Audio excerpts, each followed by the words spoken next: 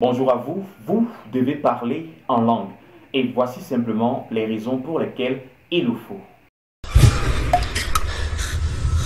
Dans le livre des Actes des Apôtres, au chapitre 2, du verset 1er au verset 4e, nous découvrons les toutes premières pierres jetées sur le sujet de l'usage des langues dans les communautés.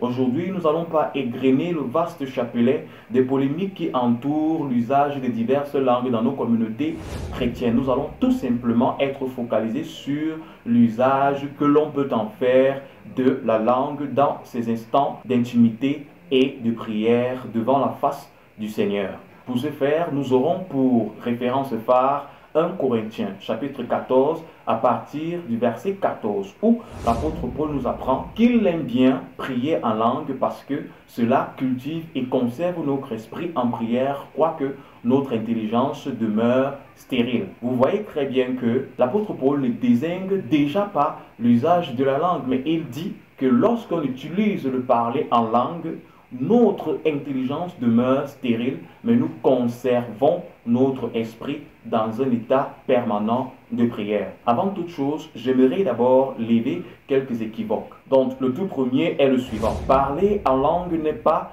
une preuve de la nouvelle naissance. Lisons ensemble 1 Corinthiens chapitre 12 à partir du verset 29 jusqu'au verset 31. Vous y découvrez que le Seigneur a prévu des chrétiens qui ne parleront justement pas en langue, mais qui excelleront dans d'autres dons que celui de l'usage de la langue. Un autre point sur lequel il faudrait que l'on revienne, il est celui qui concerne l'apprentissage de l'usage du parler en langue. Dans ma jouvence dans le Seigneur, j'ai rencontré des chrétiens qui apprenaient littéralement le parler en langue. Donc, ils écoutaient d'autres frères ou d'autres sœurs parler en langue selon les effusions qui leur plaisaient. Et ils prenaient un carnet sur lequel ils enregistraient les effusions de langue qui leur parlaient le mieux. Et pensaient qu'à force de les répéter, ils finiraient par apprendre l'usage de la langue. C'est une mauvaise manière d'acquérir le parler en langue qui n'est qu'un don. Parlons également de ces communautés où on force les chrétiens à parler en langue. Et il y en a plusieurs frères qui m'ont raconté des expériences macabres où on leur a littéralement imposé, exigé de parler en langue, que cela faisait partie des coutumes et des pratiques du ministère pour laisser entendre aux enfants de Dieu qu'ils seraient baptisés du don du parler en langue. On ne passe pas par le forcing pour acquérir ce qui n'est qu'une donation. Le parler en langue est un don. On ne peut pas l'acquérir par contrainte ou en frustrant des personnes. Il est également important de parler des fausses langues. Lorsque nous lisons 1 Corinthiens chapitre 12 à partir du verset 10, dans la liste des dons qui est ainsi déclinée, nous découvrons un en particulier, celui qui est le discernement des esprits. Et par mon expérience, il m'est arrivé dans plusieurs communautés de demander à des kidam de se taire et d'arrêter de vociférer. Parce que il y a également une multitude de personnes poussées par l'esprit de Python ou poussées par l'esprit de séduction se mettent à parler en langue. Et là, si vous n'avez pas cet esprit de discernement, vous vous laisserez emporter par des fausses langues qui, plutôt que de promulguer l'excellence du Saint-Esprit, promulguent des malédictions au sein de la communauté chrétienne. Prier en langue est une bénédiction dans la vie de tout enfant de Dieu. Et voici simplement les raisons. De nombreuses personnes m'ont souvent laissé entendre qu'elles ne comprenaient pas les raisons pour lesquelles elles ne parvenaient pas à prier ou à demeurer longtemps dans la prière. Et trouvaient miraculeux de rencontrer des personnes qui parvenaient à passer des heures et des heures et des heures dans la présence du Seigneur sans jamais s'ennuyer. Je vais vous donner une réponse. Prier en langue vous permet de transcender les réalités de l'usage de la langue. Lorsque vous entrez dans la présence du Seigneur, il y a une suite, une succession de sujets de prière qui font irruption dans votre esprit. Il arrive par moments que vous jalonnez sujet après sujet et que l'usage intelligible de la langue se perd. Vous vous fatiguez et vous commencez à grincer dedans parce que votre esprit ne parvient pas à vous amener à la hauteur à laquelle le Seigneur vous attendrait.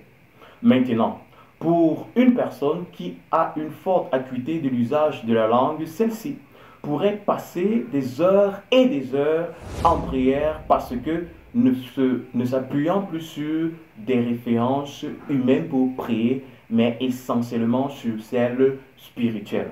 N'oubliez pas, nous avons pris pour ciment 1 Corinthiens chapitre 14, verset 14, pour étayer ceci. Lorsque vous priez en langue, vous gardez votre esprit dans un état de prière, mais non pas votre intelligence. Parler en langue garantit le front à front avec le Seigneur. Il arrive des fois que vous vous retrouvez dans des réunions de prière où vous ne désirez pas que vos plus proches frères ou proches sœurs écoutent l'élan ou l'intention de prière que vous essayez d'élever vers le Seigneur. Et c'est où le parler en langue intervient. Il garantit la transmission intégrale et totale du fruit ou du désir que vous souhaitez transmettre au Seigneur. Vous devez parler en langue. Il faudrait que vous parlez en langue parce que cela garantit l'exclusivité de la transmission des vœux, des souhaits, des désirs et de l'ardeur que vous souhaitez transmettre au Seigneur. Lorsque l'on me parlait du parler en langue, j'étais un peu comme vous, dubitatif et surpris. Je me posais 1001 questions. Je ne parvenais pas à comprendre comment est-ce que une multitude de personnes pouvaient à la fois gloser et se comprendre. Je posais cette question jusqu'au jour où j'ai arrêté de me poser cette question et j'ai plutôt demandé au Seigneur si c'était fondé de parler en langue. La réponse me fut véritablement désagréable. Il me dit oui, mais sauf que moi je ne voyais pas en fait parler en langue, mais je me heurtais toujours à cette difficulté-là qui était de suivre mes congénères, mes frères dans le Seigneur dans la prière, parce que l'usage du français avait ses limites, l'usage de l'anglais avait ses limites. Donc du coup, j'avais besoin d'acquérir un don qui me permettrait de passer à une autre vie spirituelle. Pendant ma quête, j'avais éteint les lampions concernant toutes sortes de prières, toutes sortes de sujets de prière. Je n'avais qu'un seul objectif, recevoir le don qui me permettrait de parler en langue, ainsi ancré dans une communion forte avec le Seigneur.